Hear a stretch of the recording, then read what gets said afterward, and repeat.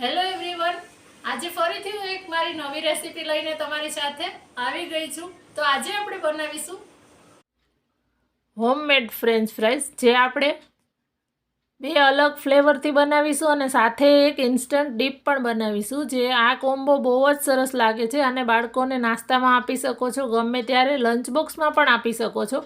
અને ઘરે આપણે કઈ રીતે ફ્રેન્ચ ફ્રાઈઝ બનાવતા હોય છે, માર્કેટની તો આપણે ખાધી જ હશે, પણ આપણે ઘરે એકદમ ઇન્સ્ટન્ટ રીતે બનાવી શકીએ છીએ. તો એના માટે અત્યારે મેં મીડિયમ સાઇઝના 4 બટાકા લીધા છે, જેને છાલ કાઢીને ધોઈ લીધા છે. અને ત્યાર પછી આ રીતે એને અત્યારે આપણે ક્રિંકલ કટરથી કટ કરીએ છીએ, થોડું એટ્રેક્ટિવ કરવા માટે, પણ તમે સાદા ચાકુથી પણ આ કટ કરી શકો છો. અને આ રીતે એકદમ જાડી સ્લાઇસ કરી અને ત્યાર પછી એમાંથી આ રીતની સ્ટીક તૈયાર કરવાની છે બટાકાની. તો એને તળવાની છે, એટલા માટે એકદમ પતલી પતલી નહીં કરી દેવાની, આ રીતે થીક સાઇઝ જ રાખવાની એની. બાળકોને ગમે ત્યારે નાસ્તામાં તમે આ ફ્રેન્ચ ફ્રાઈઝ કહેશો એટલે એ લોકો ખાઈ જ લેશે. અને આપણે રેસ્ટોરન્ટ કે જતા હોય તો એ લોકો ત્યાં ફ્રેન્ચ ફ્રાઈઝ ઓર્ડર કરતા જ હોય છે, પણ હંમેશા બહાર જઈએ ત્યારે બહારથી એ આપણે ખવડાવવાનું અવોઇડ કરતા હોય છે. તો ઘરે આપણે આ રીતે બનાવી શકીએ છીએ. જો બહાર જેવી બનાવી હોય તો એ બાર બોઇલ કરી આને અને પછી એમાં કોટિંગ કરી મસાલા કોર્નફ્લોરનું, અને ત્યાર પછી બને છે. આ જે આપણે આજે બનાવીશું એ મેકડોનલ્ડ્સ ટાઈપ કે એ રીતે નથી, જે રીતે આપણે રેગ્યુલર ઘરમાં બનાવતા હોય છે એ રીત છે. તો હવે આને અમે ધોઈ અને સાફ કરી અને પાણી કાઢી લીધું છે, અને ફરીથી બીજા પાણીની અંદર લઈ લીધી છે. આને 3-4 પાણીથી ધોઈ અને આ રીતે પાણી નિતારી લેવાનું છે. હવે એક કપડું લેશું અને એના ઉપર આ બધી જ આપણે પાથરી દેવાની છે. અને એને વધારાનું પાણી જે છે એ ડ્રાય કરી લેવાનું છે. એક કોટનનું કપડું લઈ અને આ રીતે એની ઉપર પ્રેસ કરશું એટલે એમાંથી વધારાનું જે બધું જ પાણી છે એ નીકળી જશે અને ડ્રાય થઈ જશે.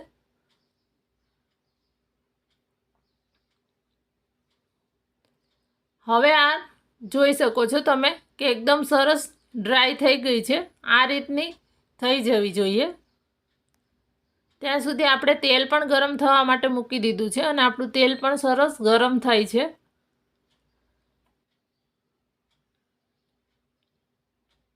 હવે આ બધી જ આપણે એક ડીશની અંદર કાઢી લીધી છે અને આની ઉપર આપણે કોર્નફ્લોર છાંટીશું. તો અત્યારે 1 કે 2 ચમચી જેટલો આપણે કોર્નફ્લોર છાંટી લઈએ છીએ.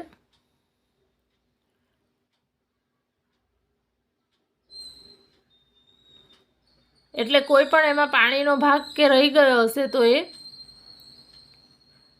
નીકળી જશે. કોર્નફ્લોર છાંટવાથી એ થોડી ક્રિસ્પી બનશે. જે મેકડોનલ્ડ્સ ટાઈપ જે એકદમ કડક બને છે એટલી ક્રિસ્પી આ નહીં થઈ. આ છે એ તળશું ત્યારે થોડી વાર માટે, પણ જે એકદમ કોર્નફ્લોર વગર આપણે ડાયરેક્ટ બટાકા તળશું ને તો થોડી સોફ્ટ, એકદમ સોફ્ટ બનશે, એવી નહીં બને આ. એટલા માટે કોર્નફ્લોર છાંટવો જરૂરી છે. હવે આમાં બધી જ ગરમ તેલમાં આ ફ્રાઈઝને લઈ લેવાની છે. અને પછી તમને કેવી વ્હાઈટ ગમે છે કે થોડી ડાર્ક? અમારા ઘરમાં મારી ડોટરને થોડી દરેક વસ્તુ તળેલી થોડીક ડાર્ક ગમે છે, એટલે હું અત્યારે વ્હાઈટ નહીં રાખું, આને થોડી ડાર્ક થવા દઈશ. તમે એક વ્હાઈટ તમને ગમતી હોય તો તમે એને તળી અને વેલી કાઢી શકો છો. અત્યારે હું તમને બતાડીશ. મારું તેલ પણ એકદમ સરસ ગરમ થઈ ગયું છે, એટલે જો મેં આને થોડી ડાર્ક થવા દીધી છે. આ રીતની એને ગમે છે. હવે બધું તેલ નિતારી અને આને પેપર નેપકિન પર લઈ લીધી છે આપણે.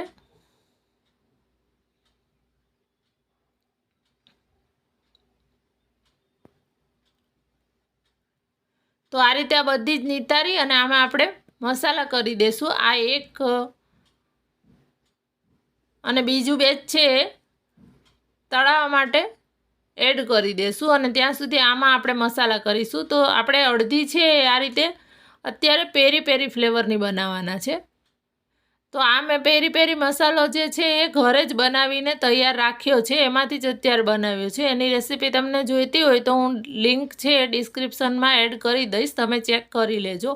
ઘરે 2 મિનિટની અંદર જ પેરી પેરી મસાલો બની જાય છે અને એટલો સરસ ટેસ્ટી લાગે છે ને. હું ઇવન મારી ડોટરને જ્યારે સ્કૂલમાં પરાઠો બનાવીને આપું છું ને તો એમાં પણ અંદર થોડું પેરી પેરી મસાલો સ્પ્રિંકલ કરી અને આપું છું, તો એને એ ખાવામાં ખૂબ જ ગમે છે, ટેસ્ટમાં પણ સરસ લાગે છે. આ રીતે જો અત્યારે મસાલાથી કોટ થઈ ગઈ છે આ પેરી પેરી મસાલાથી. હવે આ મેં એ રીતે જ બીજી તળી લીધી છે અને આમાં અત્યારે આપણે સિમ્પલ જે ચાટ મસાલો આવે છે એ ફ્લેવર આપીએ છીએ.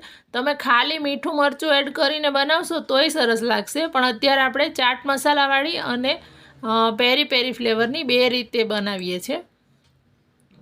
તો આ રીતે આપણી બેવ આ જે ફ્લેવરની જે ફ્રેન્ચ ફ્રાઈઝ છે રેડી થઈ ગઈ છે. હવે આપણે એક ડીપ બનાવી લેશું.